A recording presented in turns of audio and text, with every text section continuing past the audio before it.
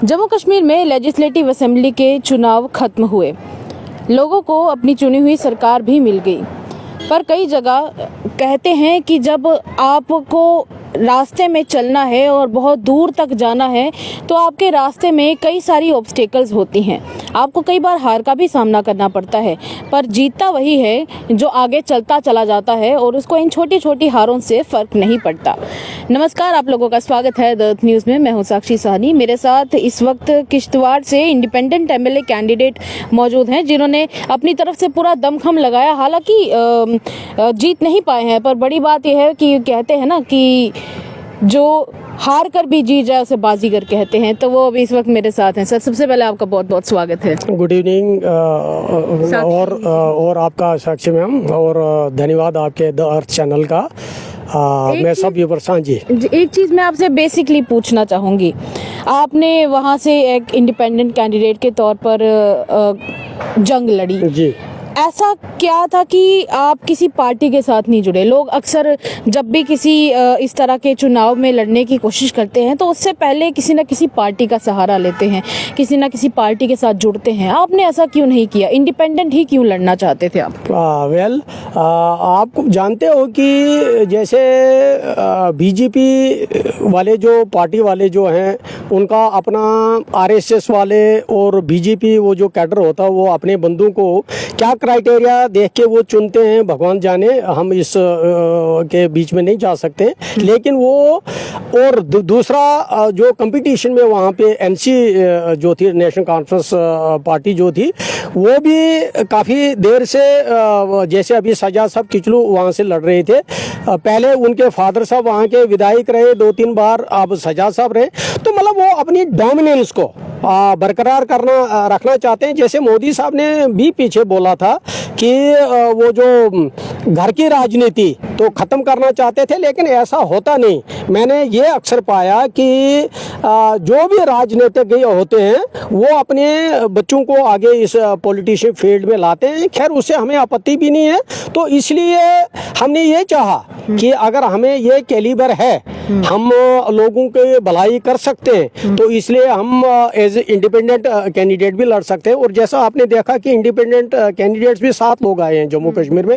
ऐसा नहीं कि इंडिपेंडेंट कैंडिडेट कभी जीता नहीं। ऐसा कोई मैंने ये चीज़ आपसे इसलिए पूछी थी क्योंकि कई बार इंडिपेंडेंट कैंडिडेट्स किसी ना किसी पार्टी की विचारधाराओं के साथ कई बार प्रभावित हो जाते हैं और यही उनका रीज़न होता है किसी ना किसी पार्टी के साथ जुड़ने का। चलिए, let's come back to the pavilion. अब बात करेंगे इन इलेक्शंस की। अब इलेक्शंस के दौरान कई सारे मुद्दे थे जो लोगों के आगे आए थे, पर आपने अपनी साइड से क्या सोच के रखा था कि अगर मैं जीत जाऊंगा तो लोगों के लिए मैं ये मुद्दे होंगे जिनको हल करने का प्रयास करूंगा? बहुत अच्छा क्वेश्चन, यही तो सबसे द बेस्ट क्वेश्चन जो आपने पूछा। देखिए मैम, वहाँ पे जो 2 पार्टियां थी, जो लूजर रहा, सेकंड कंटेंडर रहा और विनर जो रहा, मैं ये बिल्कुल यहाँ इस बात को स्पष्ट कर देना चाहता हूँ कि वोट पोलराइज हुआ। हिंदू ने भाजपा को वोट कास्ट किया, मुस्लिम ने अपने मुस्लिम कैंडिडेट को वोट कास्ट किया। हो सकता है 1-2% इधर उधर वोट हुआ, लेकिन धर्म जाति हुए।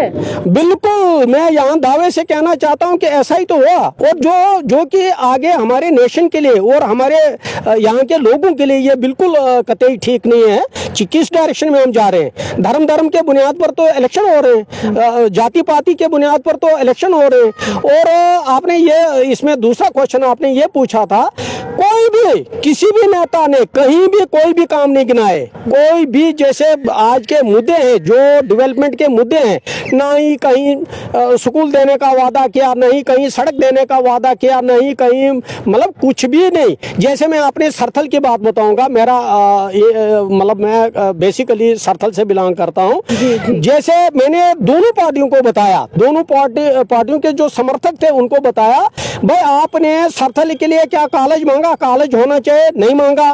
क्या आपने यहाँ के लिए तहसील 1965 की वहाँ न्याबत है, न्याबत मीन्स नायब तहसीलदार बैठता है, तहसील जो उससे बहुत सारे इलाके जूनियर थे वहाँ दी गई, लेकिन वहाँ पे किसी ने नेता ने नहीं माना और किसी भी लोगों ने जो समर्थक थे उन्होंने ऐसी चीज नहीं मांगी। क्या ब्लॉक सरथल नहीं चाहा था? मैंने उन लोगों से पूछा, समर्थकों से, भाई आपने मांगा? नहीं मांगा। और नहीं पॉलिटिशियन है, पॉलिटिशियन के लिए भी सहला हो गया, हिंदू मुस्लिम करना है और राजनीति करनी है। बेसिक मुद्दा आपकी तरफ से क्या रहा था वहाँ के लिए, जो आप अगर जीत जाते तो अपने तौर पे क्या करते? बिल्कुल यही आपने बताया, मैं पहले भी मैंने ये बात बताई है कि वहाँ किश्तवाड़ कॉन्स्टिट्यूंसी में 75,000 वोटर्स है और उसमें से प्रॉपर किश्तवाड़ के 15 से लेकर 17,000 तक वोटर्स हैं और बाकी वोटर्स जो मींस 60,000 वोटर्स जो रूरल एरियाज में रहते हैं।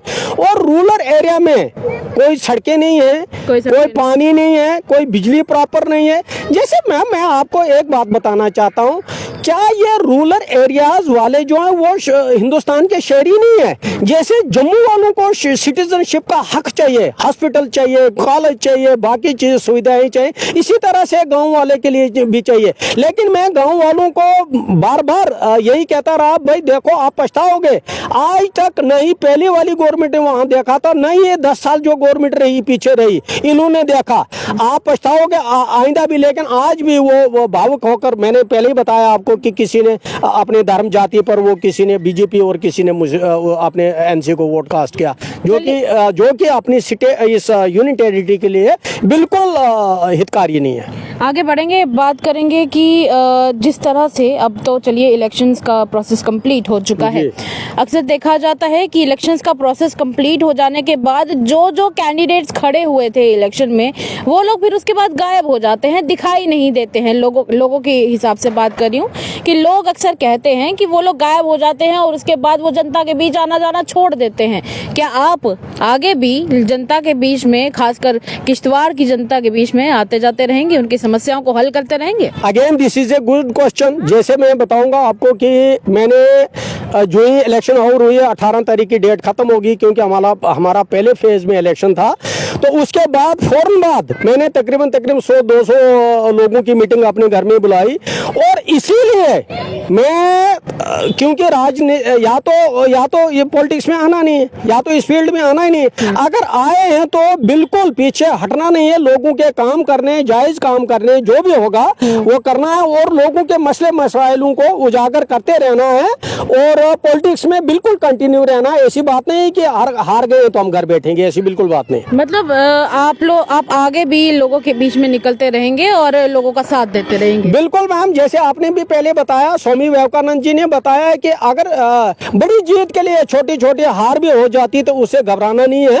तो हमने बिल्कुल लड़ते रहना है। मैं आपको एक विधायक जो डोडा से अभी जीते हैं, मैं उनकी एक एग्जाम्पल कोट करना चाहता हूँ आपको। वैसे तो बहुत सारी एग्जाम्पल हैं। पहले एमएलए का इलेक्शन लड़ा, 200 कुछ वोट आए, फिर डीडीसी का इलेक्शन लड़ा, जीत गया, फिर एमपी का इलेक्शन लड़ा, 8,000 कुछ वोट आ गए और आज एमएलए शिप मतलब जो इसमें कंटेस्ट में था और जीत गया है। ऐसी बात नहीं है, मैदान में तो आते रहना। ये जीत के लिए नहीं, एक मिशन से एक लोगों के काम करने हैं, मतलब डेवलपमेंटल काम करने हैं, बल्कि जाति पाति या इस पे फोकस नहीं होना है। हमने खासकर ये जो रूरल एरिया मैंने बताया, उसके साथ में अर्बन भी है, लेकिन रूरल एरिया जो बिल्कुल डिफंक्ट है, जैसे महात्मा गांधी ने भी बोला था कि we have to focus on the rural areas. उन्होंने बोला था कि 75% of the population lives in the rural areas, लेकिन आज भी उनके लिए पूरी सुविधाएं नहीं। 75 साल आजाद हुए हुए आज भी पूरी सुविधाएं नहीं उनको। चलिए, बहुत बहुत शुक्रिया बातचीत करने के लिए। ये थे मेरे साथ रूपलाल जी, जिन्होंने इंडिपेंडेंट कैंडिडेट के तौर पर किश्तवाड़ से जंग लड़ी और इनका कहना है कि आगे भी ये लोगों के बीच में जाते रहेंगे, लोगों से बातचीत करते रहेंगे और उनकी समस्याओं को उजागर करने का और हल करने का अपनी तरफ से पूरा प्रयास करेंगे। अपनी राय हमारे कमेंट सेक्शन में जरूर छोड़िएगा। तब तक के लिए मुझे दीजिएगा इजाजत। साक्षी सानी की रिपोर्ट, जम्मू।